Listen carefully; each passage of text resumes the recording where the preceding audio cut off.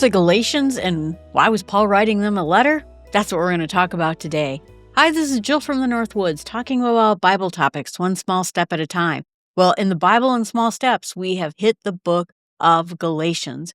And so I always try to do an episode to explain who they were, who this book was written to, why it's there, and understand a little bit of background behind it. This is a letter, again, that was written to a group of people. It probably would have been read out loud and brought to home churches and people groups inside of this area.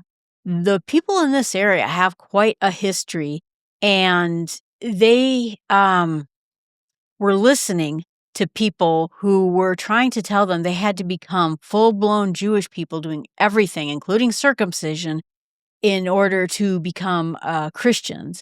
So let's just first talk about the Galatians themselves. Galatia was an area in the Roman province at this time, located in what we would consider to be today central Turkey, which at that time was named Asia Minor, Little Asia. And so by the time Paul arrived there, it was fully under Roman control. It was politically stable. It was organized by the Romans. They were very good organizers, and it was a major trade route. Galatia didn't get their name from the Romans themselves. It got it from the Gallic people. Think about the Celts, the Gauls. There's a whole series out there by the Discovery Channel about the barbarians. These are some of what barbarian tribes that were considered to be out there. Same groups of people that were in southern France, that were in England as the Celts, all sorts of places. And a Galatian just literally means people from Gaul, which is southern France. The story is interesting because, like I said, the Galatians were a descendant of these Celtic tribes that migrated out of Central Europe, particularly out of the Danube River, and they were ethnic, like Gauls of France, Celts in Britain, and tribal people that Rome both feared, mocked, but eventually used. In the late 4th century and 3rd century BC, the Celtic groups expanded aggressively across Europe, and they were very mobile, they were tribal, they were warrior-based societies. They were not looking to build empires and farmland. They were looking to disrupt and destroy empires, other empires. And so somewhere around 278 BC, this large Celtic warband group pushed south and east, sweeping through what we consider the Balkan Islands into Greece, and attempted even to raid Delphi, which is where the Oracle of Delphi, if you're into Greek stuff, was at. They failed, but instead of going back to where they came from, they just kept moving and kept going. And so the Celts ended up being in Central Asia. They didn't force their way in at first. They were actually invited. After Alexander the Great's death, the empire fractured, and competing rulers were fighting each other, and they needed soldiers. And the Celtic warriors were, with their terrifying reputation of being just battle-hardened, were great to hire as mercenaries and then ferry over to Asia Minor to fight their fights.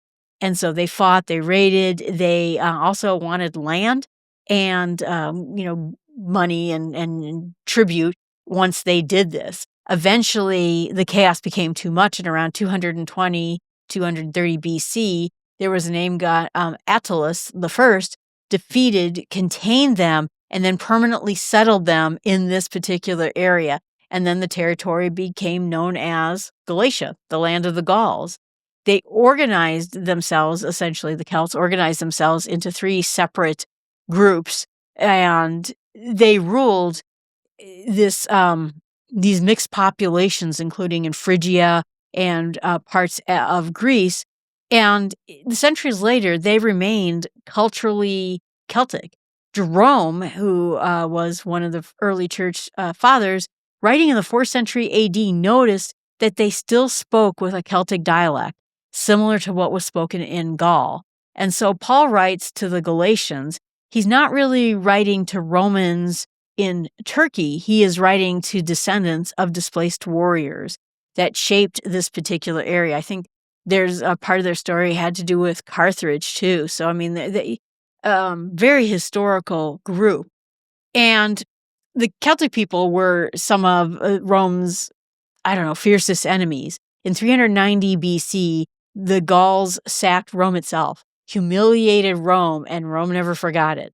Later, during the Gallic Wars, Rome crushed these tribes and crushed them in Gaul itself.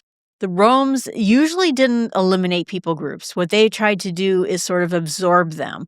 They tried to take former enemies and turn them into tax-paying citizens, auxiliary soldiers. And so eventually this group of people fought for the Roman Empire in various territories. So the Galatians even have a big history with Rome itself and became part of the Roman Empire, essentially as parts of them. So this matters when Paul starts talking about slavery and freedom and yokes. To them, this is not abstract because it was a part of their history and part of their lives. So chances are that the church itself in Galatia was founded by Paul himself during one of his missionary journeys. And it is debated whether or not the Galatian letter was written to the churches in southern Galatia, which would have been this secondary Antioch city, Iconium, Lystra, Derbe, or northern Galatia, which would have been closer to the ethnic Celts in the heartland of it. We don't really know. But that debate also affects the dating of this whole letter because the churches were predominantly Gentile.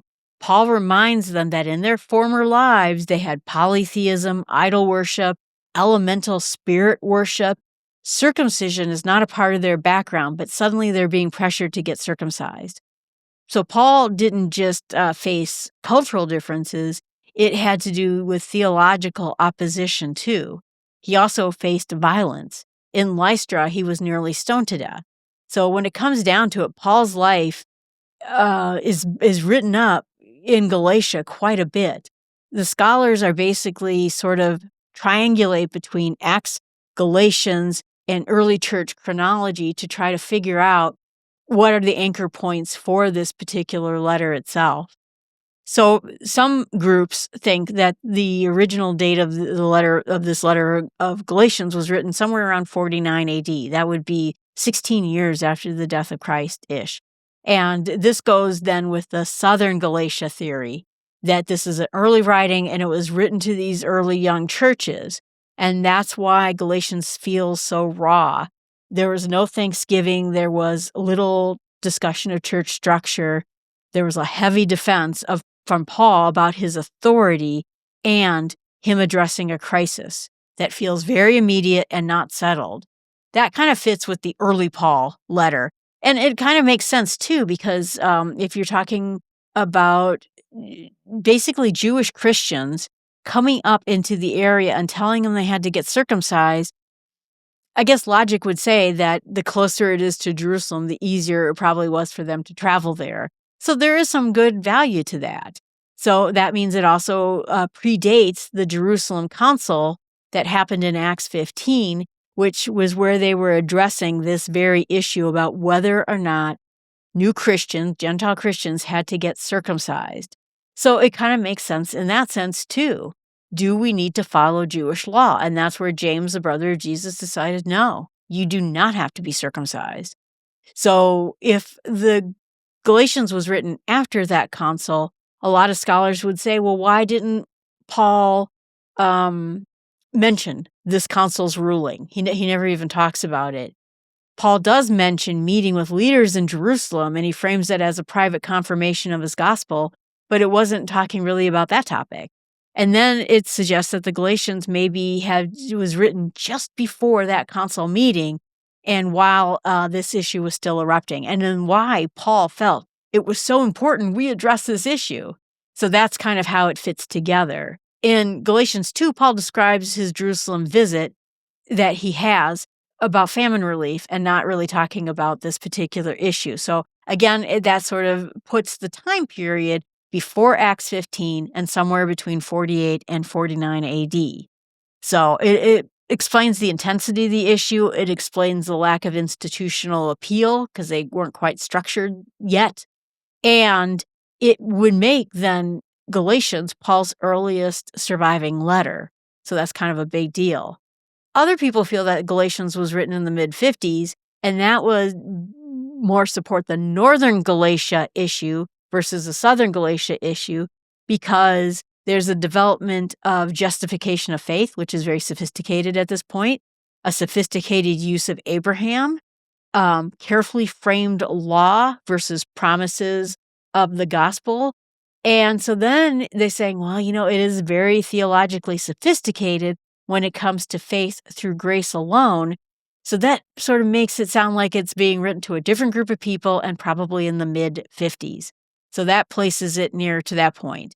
And then that means Galatians 2 is Acts 15. And that when he's talking about this visit, he is talking about the visit to the council themselves. So then it would mean that the council already made this decision, even though he doesn't cite it specifically. He is arguing maybe something else in a different way. And honestly, if it was written to the ethnic Galatians in the north, Paul wouldn't have evangelized to them until later journeys. So that pushes the date out forward into the mid-50s. And that keeps Romans and Galatians closer together. It fits more together with Paul's theology, and it lines itself with Galatians 2 being the major public event of him going to Jerusalem. So in the end, does it really matter? The problem is the same, the opponents are the same, and the stakes in this argument are exactly the same. And what Paul is fighting for is that the gospel is sufficient, that grace is sufficient to save us and not our works. You do not have to become Jewish. You do not have to get circumcised. There's nothing wrong if you did, but you don't have to. And obedience flows from identity with Christ, not fear, and not what these people were threatening them, that they would not be saved without doing these things. So the debate is interesting, but it doesn't change why it's written and the point of it at all. So as you can tell so far, every time Paul is writing one of these letters, particularly, and there are more letters, but the ones that got into the Bible itself, there usually is an issue he's trying to address. And the issue he's trying to address in this particular case is likely Jewish Christians, although I was kind of thinking about this. Was it possibly Jewish people trying to bring Christians back into the faith? It could have been that too.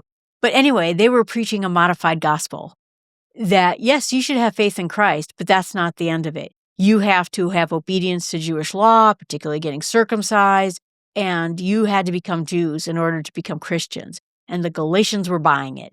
He doesn't say that they rejected Christ, but they sort of added Christ. So he's now added to the Jewish mix, which is why he's so alarmed about all of this. Galatians is the only letter that jumps directly into, I have a problem with you, instead of grace and thanksgiving and, that he normally does with most letters. He is astonished, he says, that they are abandoning the gospel so quickly. It is so rapidly that the Galatians were on the right track and now have just abandoned it. So again, if we think about, I guess, the temperament of the Gallic people, emotional and intense and eloquent, easily impressed, quick to persuade, and easily turned. So they loved visible expressions of loyalty. They were drawn to authority, and they often had external observances over internal transformation. They were interested in doing the right thing and not thinking about the heart thing.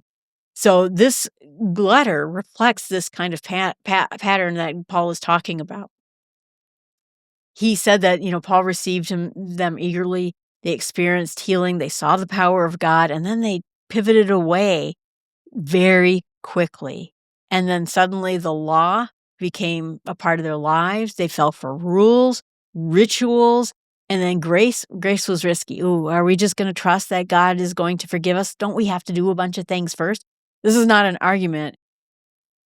We are lacking in today's movement too. We see that as well. So Galatians is sharply pointed, and in some cases, like when we just got done with 2 Corinthians, Paul was really annoyed with the Corinthians. But for the Galatians, he's scared for them. He's terrified that they are turning away, that they're submitting to this new form of bondage, and that that constantly are getting conquered by different empires are now getting conquered by different ideas. And they just keep doing it.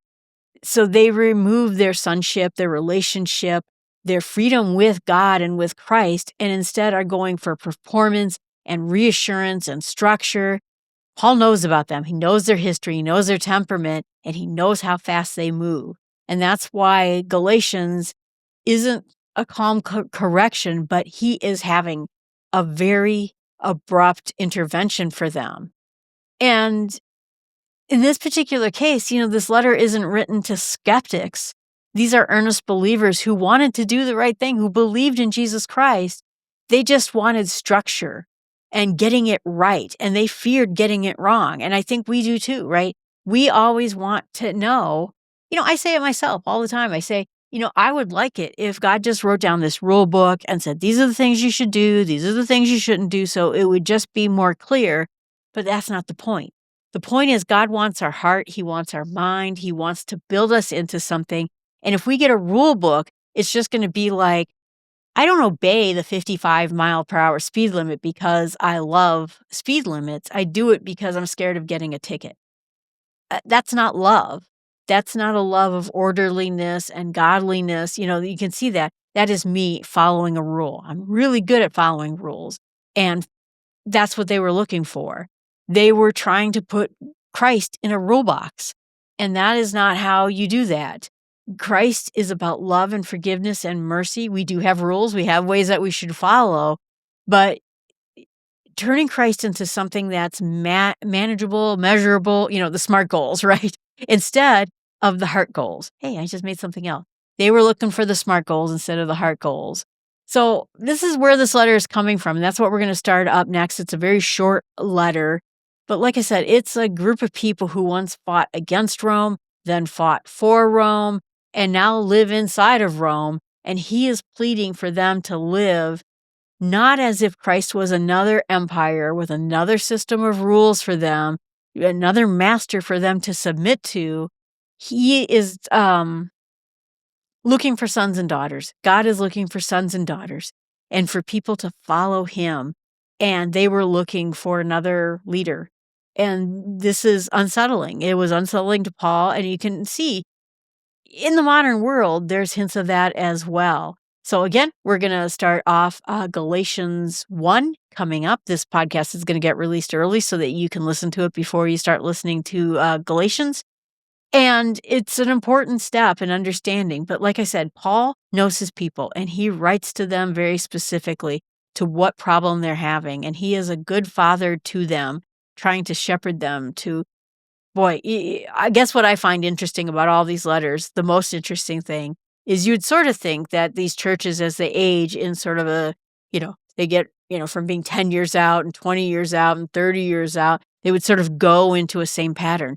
They are being hit with different groups of people addressing them, different groups of people trying to drag them away in the wrong direction, and different problems that they're confronting because of where they live.